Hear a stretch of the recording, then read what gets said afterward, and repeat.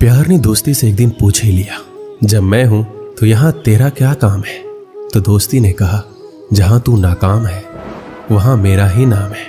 थोड़ा गुफ्तगू भी करते रहिए सभी दोस्तों से, क्योंकि जाले लग जाते हैं अक्सर बंद मकानों में। जब दोस्ती प्रगति करे तो गर्व से कहना कि वो मेरा दोस्त है, और जब वो मुश्किल में हो तब गर्व से कहना कि मैं उसका दोस्त हूं। लोग कहते हैं इतनी दोस्ती मत करो कि दोस्ती दिल पर सवार हो जाए।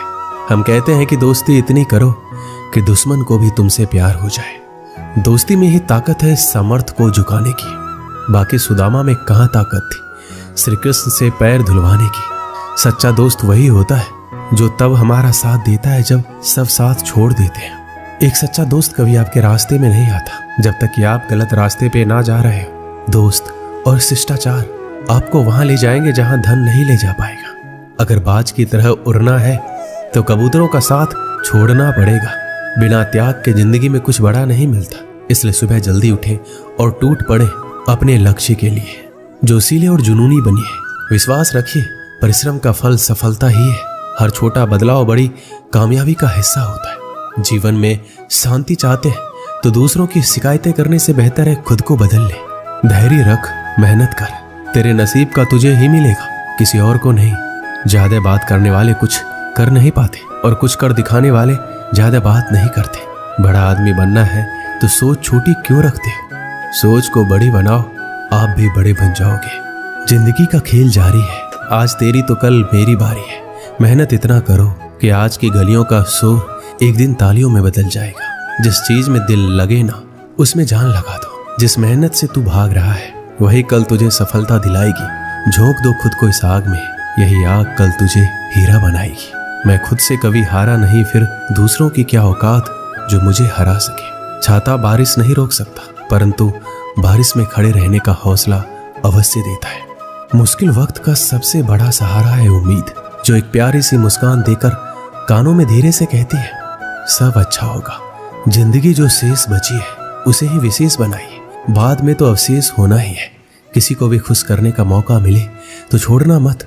वो ईश्वर ही होते हैं जो किसी के चेहरे पे मुस्कुराहट दे पाते हैं। जिस किसी ने ठुकराया आपको क्यों उसको याद करें? अभी तो पूरी जिंदगी पड़ी है, चलो एक नई शुरुआत करें।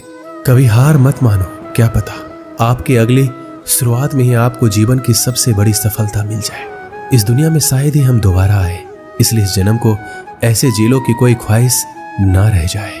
श्री कृष्ण कहते हैं, मेहनत के आगे किस्मत की इतनी औकात नहीं कि वो आपके सपने पूरे होने ना दे। हुनर होगा तो दुनिया खुद कदर करेगी। एड़ियां उठाने से किरदार ऊंचे नहीं होते।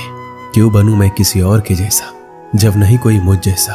खुद के सपनों के पीछे इतना भागो कि एक दिन तुम्हें पाना लोगों के लिए सपना बन जाए। मौका सबको मिलता है, वक्त सबका आता है। कोई चाल चल जाता है, कोई बर्दाश्त कर लेता है। याद रखिए, अपमान का बदला लड़ाई करके नहीं, सामने वाले व्यक्ति से ज्यादा सफल बनकर लिया जाता है। अपनी जिंदगी से कभी नाराज मत होना, क्या पता आप जैसी जिंदगी किसी का सपना हो। सिर्फ सुकून ढूंढिए, जरूरतें तो कभी खत्म नहीं होगी। यूं ही नहीं होती हाथों की लकीरों के आगे उंगलियां। ईश्वर ने भी किस्मत से पहले मेहनत लिखी है। नाम एक दिन में नहीं बनता, पर ठान लो तो एक दिन जरूर बनता है। कभी हार मत मानो, आज कठिन है कल और बदतर होगा, लेकिन परसों धूप जरूर खिलेगी।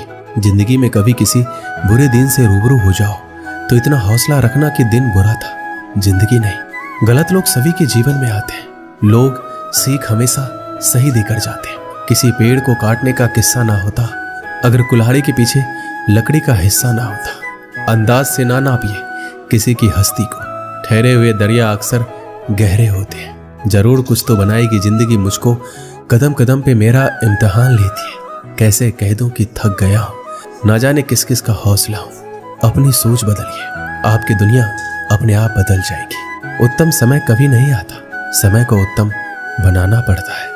लक्ष्य कोई बड़ा नहीं, हारा वही जो लड़ा नहीं। जो अपने कदमों की काबिलियत पर विश्वास रखते हैं वही अक्सर मंजिल पर पहुंचते हैं। सफलता हमारी परिचय दुनिया को करवाती है और असफलता हमें दुनिया का परिचय करवाती है।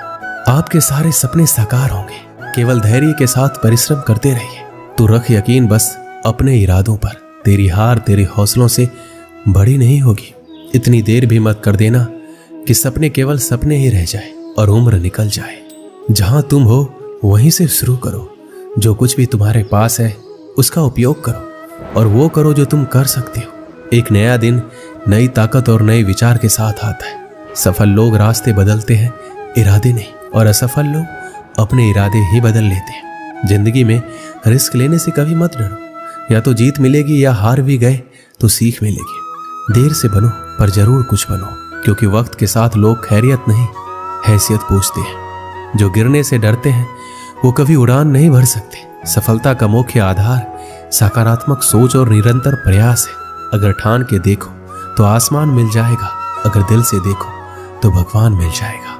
हमारी सबसे बड़ी कमजोरी है कि हम छोड़ देते हैं। सफलता का एक रास्ता है कि बार बार प्रयास किया जाए। जब तक किसी काम को किया नहीं जाता तब तक वह असंभव लगता है। महान कार्य को करने का एक ही तरीका है, जो आप कर रहे हैं उसे पसंद करें। आपके पास सीमित समय है, उसे दूसरे की जिंदगी जीने में बेकार मत करो।